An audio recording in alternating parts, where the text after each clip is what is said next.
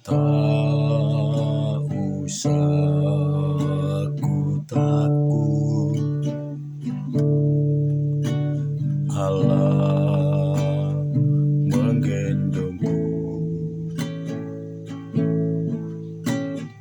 Tak usah ku bimbang, Yesus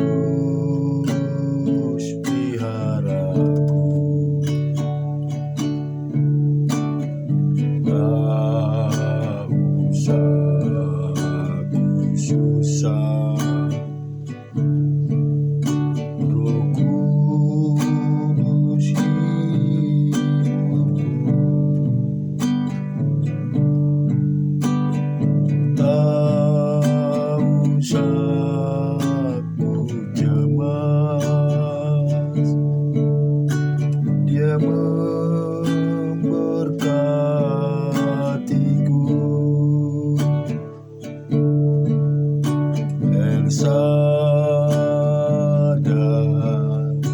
El Shaddai, Allah Maha Kuasa. Dia besar, Dia besar, El Shaddai mulia, El Shaddai, El Shaddai, Allah Maha Kuasa. Berkat-Nya melimpah, El Shaddai.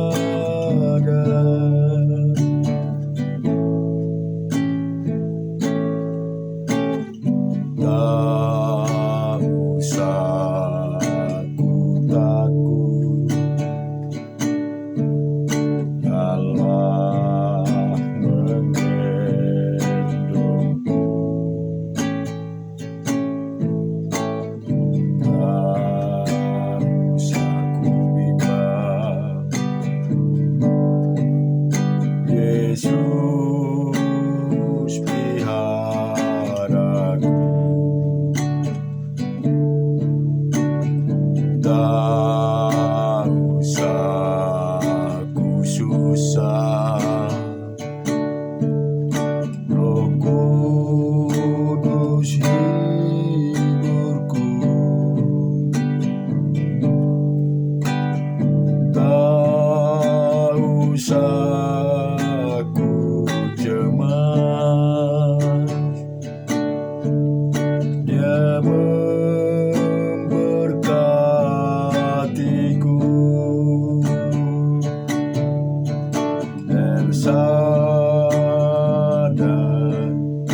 El Shaddai, Allah Maha Kuasa. Dia besar, Dia besar, El Shaddai mulia, El Shaddai, El Shaddai,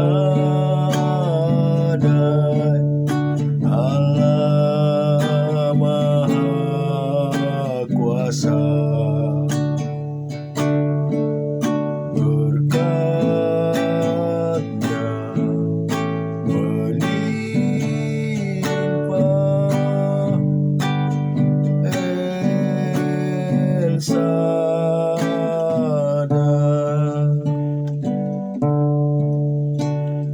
Tak usah ku takut,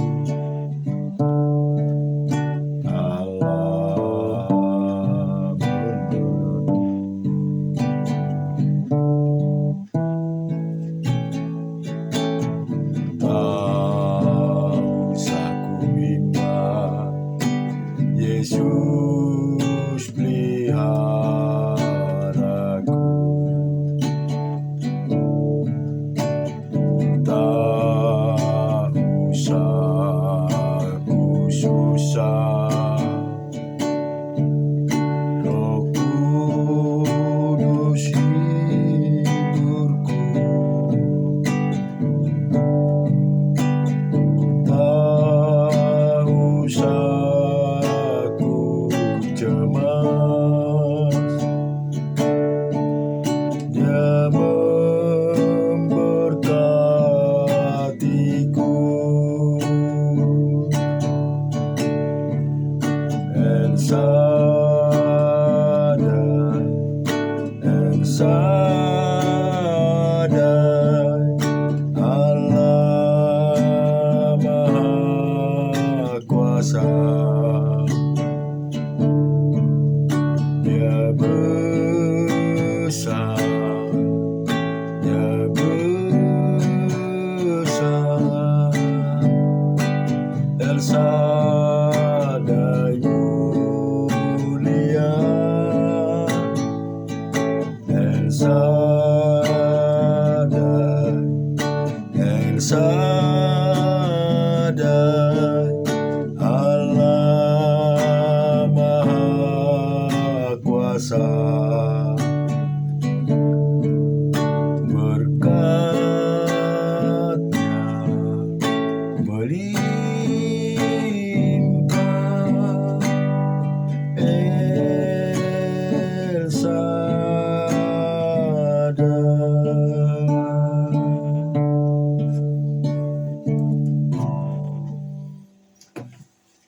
Ya Tuhan, benar Tuhan Yesus, haleluya. Engkau Allah yang maha besar, Engkau Allah yang mulia. Kami percaya Tuhan, karena atas pemeliharaanmu Tuhan. Kami percaya Tuhan Yesus, berkat-Mu melimpah bagi setiap anak-anak-Mu yang setia dan selalu mengagungkan nama-Mu. Tuhan Yesus, ampunilah segala dosa-dosa kami ya Tuhan. Ampuni segala kesalahan kami. Biarlah kiranya kami Tuhan senantiasa selalu bisa merenungkan kebenaran firman-Mu Tuhan. Karena Engkaulah Allah yang memenuhi setiap kebutuhan kami. Engkau Allah yang selalu memberkati kami. Engkau Allah yang selalu memenuhi setiap kebutuhan kami. Terima kasih Tuhan, terima kasih Yesus, terpuji nama-Mu. Amin. Haleluya, shalom. Kita mengucap syukur kepada Tuhan. Biarlah hari ini jauh lebih baik daripada hari-hari sebelumnya. Kita akan tetap merenungkan firman Tuhan. Kita lihat di dalam Mazmur 141. Ya Tuhan, aku berseru kepadamu, datanglah segera kepadaku. Berilah telinga kepada suaraku, waktu aku berseru kepadamu. Biarlah doaku adalah bagimu seperti persembahan ukupan, dan tanganku yang terangkat seperti persembahan korban pada waktu petang. Awasilah mulutku ya Tuhan, berjagalah pada pintu bibirku. Janganlah condongkan hatiku kepada yang jahat, untuk melakukan perbuatan-perbuatan yang fasik bersama-sama dengan orang-orang yang melakukan kejahatan. Dan jangan aku mengecap sedap-sedapan mereka. Biarlah orang benar memalu dan menghukum aku. Itulah kasih. Tetapi janganlah minyak orang fasik menghiasi kepalaku. Sungguh aku terus berdoa menentang kejahatan-kejahatan mereka. Apabila mereka diserahkan kepada hakim-hakimnya, maka mereka akan mendengar bahwa perkataan-perkataanku menyenangkan, seperti batu yang dibelah dan dihancurkan di tanah. Demikianlah akan kuhamburkan tulang-tulang mereka di mulut dunia orang mati. Tetapi kepadamulah ya Allah Tuhanku, mataku tertuju. Padamulah aku berlindung.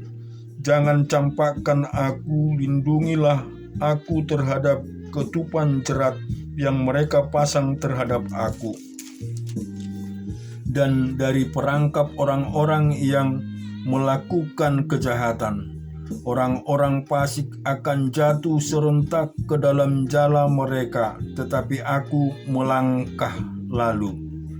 Di pasal 142, dengan nyaring aku berseru-seru kepadamu Tuhan, dengan nyaring aku memohon kepada Tuhan. Aku mencurahkan keluhanku ke hadapannya, kesesakanku kuberitahukan ke hadapannya, ketika semangatku lemah lesu di dalam diriku. Engkaulah yang mengetahui jalanku. Di jalan yang harus kutempuh dengan sembunyi mereka memasang jerat terhadap aku. Pandanglah ke kanan dan lihatlah, tidak ada seorang pun yang menghiraukan aku. Tempat pelarian bagiku telah hilang. Tidak ada seorang pun yang mencari aku. Aku berseru-seru kepadamu ya Tuhan. Kataku, Engkaulah tempat perlindunganku, bagianku di negeri orang-orang hidup. Perhatikanlah teriakku, sebab aku telah menjadi sangat lemah. Lepaskanlah aku daripada orang-orang yang mengejar aku, sebab mereka terlalu kuat bagiku. Keluarkanlah aku dari dalam penjara untuk memuji namamu. Orang-orang benar akan mengelilingi aku apabila aku berbuat baik kepadamu. Kemudian kita juga serukan kebenaran firman Tuhan di dalam Yesaya pasal yang ke-12. Pada waktu itu engkau akan berkata, aku mau bersyukur kepadamu ya Tuhan, karena sungguh pun engkau telah murka terhadap aku. Tetapi murkamu telah surut dan engkau menghibur aku. Sungguh Allah itu keselamatanku, aku percaya dengan tidak gemetar, sebab Tuhan Allah itu kekuatanku dan mazmurku. Ia telah menjadi keselamatanku. Maka aku akan menimba air dengan kegirangan dari mata air keselamatan.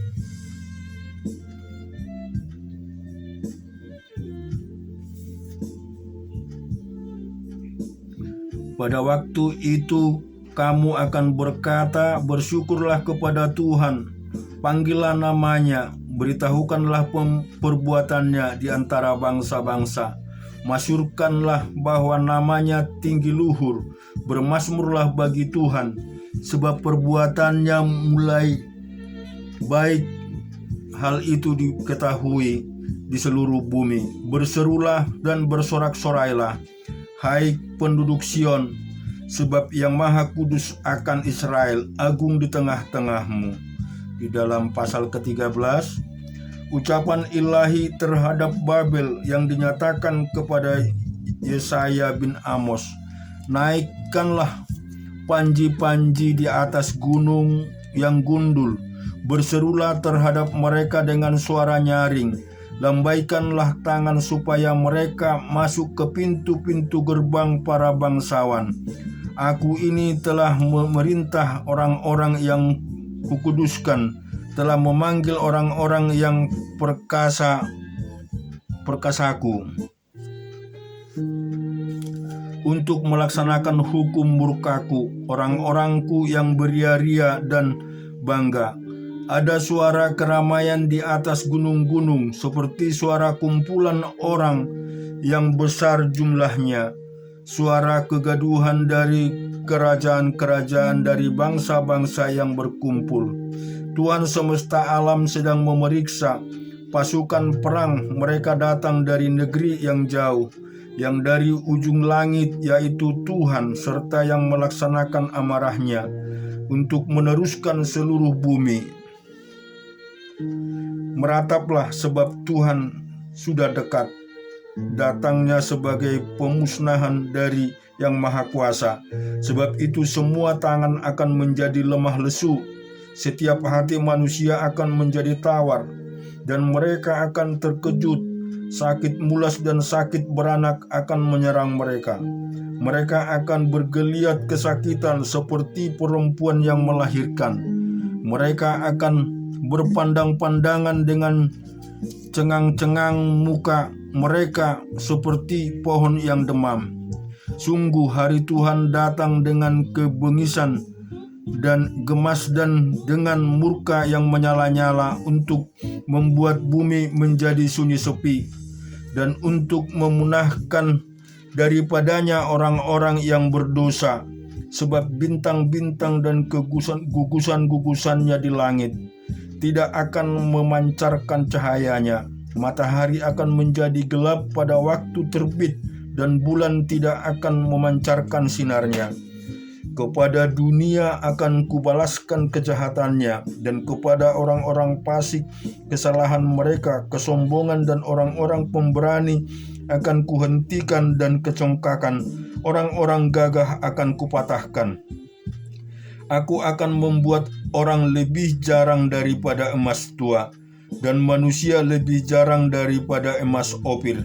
Sebab itu aku akan membuat langit gemetar dan bumi pun akan bergoncang dari tempatnya pada waktu amarah Tuhan semesta alam. Dan pada hari murkanya yang menyala-nyala, seperti kijang yang dikejar-kejar dan seperti domba yang tidak digembalakan, demikianlah mereka akan berpaling masing-masing kepada bangsanya dan melarikan diri masing-masing ke negerinya. Setiap orang yang didapati akan ditikam, dan setiap orang yang tertangkap akan rebah mati oleh pedang. Bayi-bayi mereka akan diremukkan di depan mata mereka. Rumah-rumah mereka akan dirampoki, dan istri-istri mereka akan ditiduri. Lihat, aku menggerakkan orang Madai melawan mereka, orang-orang yang tidak menghiraukan perak dan tidak suka kepada emas. Panah-panah mereka akan menembus orang-orang muda. Mereka tidak akan sayang kepada buah kandungnya, dan mereka tidak menaruh kasihan kepada anak-anak.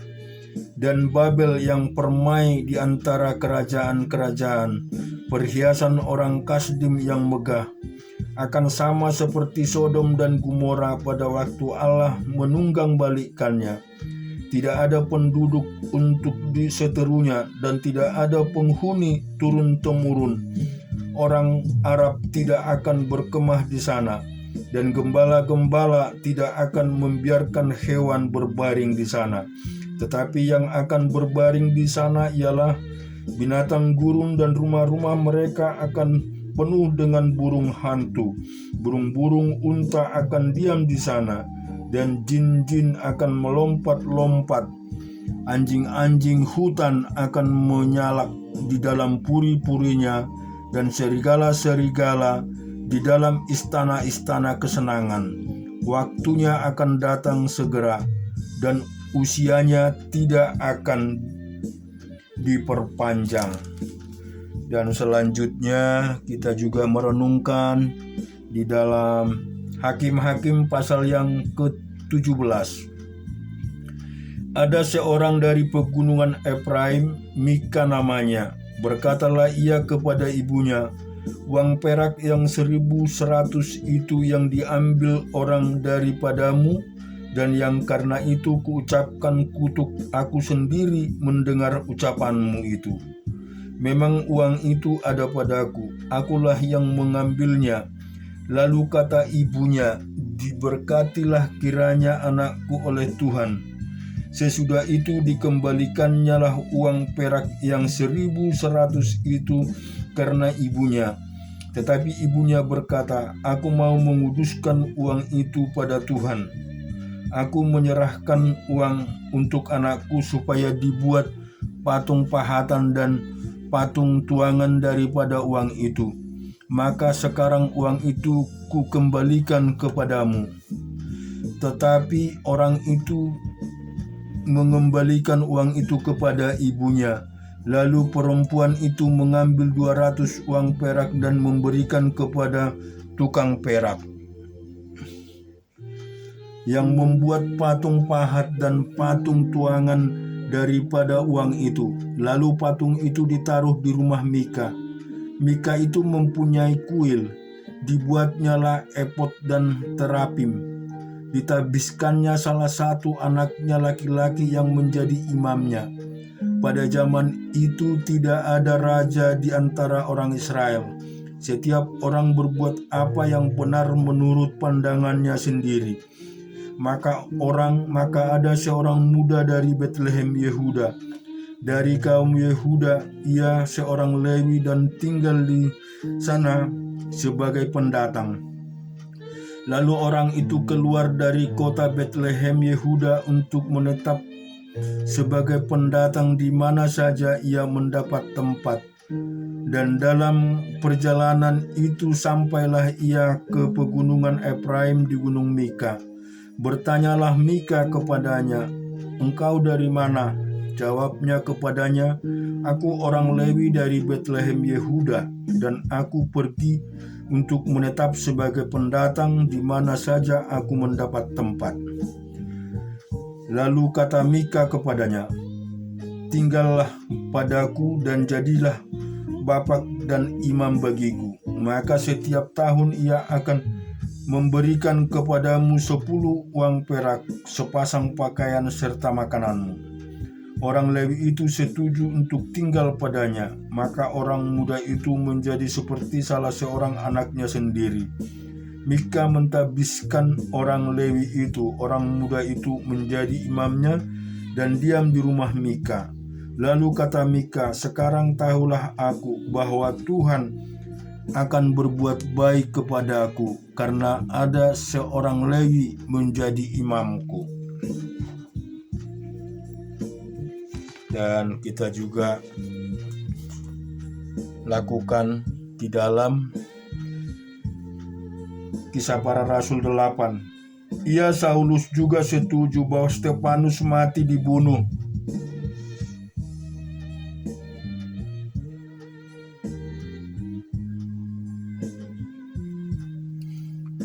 Pada waktu itu mulailah penganiaya yang hebat terhadap jemaat di Yerusalem. Mereka semua kecuali rasul-rasul tersebar ke seluruh daerah Yudea dan Samaria. Orang-orang saleh menguburkan mayat Stefanus serta meratapinya dengan sangat. Tetapi Saulus berusaha membinasakan jemaat itu, dan ia memasuki rumah demi rumah dan menyeret laki-laki dan perempuan keluar dan menyerahkan mereka untuk dimasukkan ke dalam penjara. Mereka yang tersebar itu menjelajah seluruh negeri itu sambil memberitakan Injil. Dan Filipus pergi ke suatu kota di Samaria dan memberitakan Mesias kepada orang-orang di situ. Ketika orang banyak itu mendengar pemberitaan Filipus dan melihat tanda-tanda yang diadakannya, mereka semua dengan bulat hati menerima apa yang diberitakannya itu. Sebab dari banyak orang yang dirasukan roh jahat, keluarlah roh-roh itu sambil berseru dengan suara keras. Dan banyak juga orang lumpuh dan orang timpang yang disembuhkan. Maka sangatlah besar sukacita dalam kota itu. Seorang yang bernama Simon telah sejak dahulu melakukan sihir di kota itu dan mentakjubkan rakyat Samaria, serta berlagak seolah-olah ia seorang yang sangat penting. Semua orang besar kecil mengikuti dia dan berkata, "Orang ini adalah kuasa Allah yang terkenal sebagai kuasa besar." Dan mereka mengikutinya karena sudah lama ia mentakjubkan mereka oleh perbuatan sihirnya. Tetapi sekarang mereka percaya kepada Filipus yang memberitakan Injil tentang kerajaan Allah dan tentang nama Yesus Kristus. Dan mereka memberi diri mereka dibaptis baik laki-laki maupun perempuan. Simon sendiri juga menjadi percaya dan sesudah dibaptis, Ia senantiasa bersama-sama dengan Filipus dan takjub ketika ia melihat tanda-tanda dan mujizat-mujizat besar yang terjadi. Ketika rasul-rasul itu di Yerusalem mendengar bahwa tanah Samaria telah menerima firman Allah, mereka mengutus Petrus dan Yohanes ke situ. Setibanya di situ, kedua rasul itu berdoa supaya orang-orang Samaria itu beroleh Roh Kudus, sebab Roh Kudus belum turun di atas seorang pun di antara mereka, karena mereka hanya dibaptis dalam nama Tuhan Yesus. Kemudian keduanya menumpahkan tangan di atas mereka, lalu mereka menerima Roh Kudus. Ketika Simon melihat bahwa pemberian Roh Kudus terjadi karena rasul-rasul itu menumpangkan tangannya, ia menawarkan uang kepada mereka, serta berkata, "Berikanlah juga kepadaku kuasa itu, supaya jika aku menumpangkan tanganku di atas seseorang, ia boleh menerima Roh Kudus." Tetapi Petrus berkata kepadanya, "Binasalah kiranya uangmu itu bersama dengan engkau, karena engkau menyangka bahwa engkau dapat membeli karunia Allah dengan uang. Tidak ada bagian atau hakmu dalam perkara ini, sebab hatimu tidak lurus di hadapan Allah. Jadi bertobatlah dari kejahatan ini dan berdoalah kepada Tuhan supaya Ia mengampuni niat hatimu ini. Sebab kulihat bahwa hatimu telah seperti empedu yang pahit dan terjerat dalam kejahatan." Jawab Simon, "Hendaklah kamu berdoa untuk aku kepada Tuhan, supaya kepadaku jangan kiranya terjadi segala apa yang telah kamu katakan." Setelah keduanya bersaksi dan memberitakan firman Tuhan, kembalilah mereka ke Yerusalem. Dan dalam perjalanannya itu mereka memberitakan Injil dalam banyak kampung di Samaria. Kemudian berkatalah seorang malaikat Tuhan kepada Filipus, katanya, "Bangunlah, berangkatlah ke sebelah selatan menurut jalan yang turun dari Yerusalem ke Gaza. Jalan itu jalan yang sunyi." Lalu berangkatlah Filipus, adalah seorang Etiopia, seorang sida-sida pembesar dan kepala pembendaharaan Sri Kandake, ratu negeri Etiopia, yang pergi ke Yerusalem untuk beribadah. Sekarang orang itu sedang dalam perjalanan pulang dan duduk dalam keretanya sambil membaca kitab Nabi Yesaya. Lalu kata Roh kepada Filipus, "Pergilah ke situ dan dekatilah kereta itu." Filipus segera ke situ dan mendengar sida-sida itu sedang membaca kitab Nabi Yesaya. Kata Filipus, "Mengertikah Tuan apa yang Tuan baca itu?" Jawabnya, "Bagaimanakah aku dapat mengerti kalau tidak ada yang membimbing aku?" Lalu ia meminta Filipus naik dan duduk di sampingnya.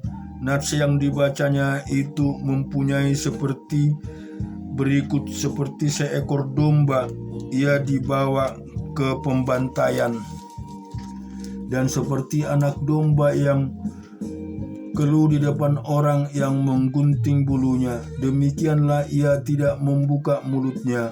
Dalam kehinaan yang berlangsung hukumnya, siapa yang akan menceritakan asal-usulnya? Sebab nyawanya diambil dari bumi. Maka kata sida-sida itu kepada Filipus, "Aku bertanya kepadamu tentang siapakah Nabi berkata demikian, tentang dirinya sendiri atau tentang orang lain?"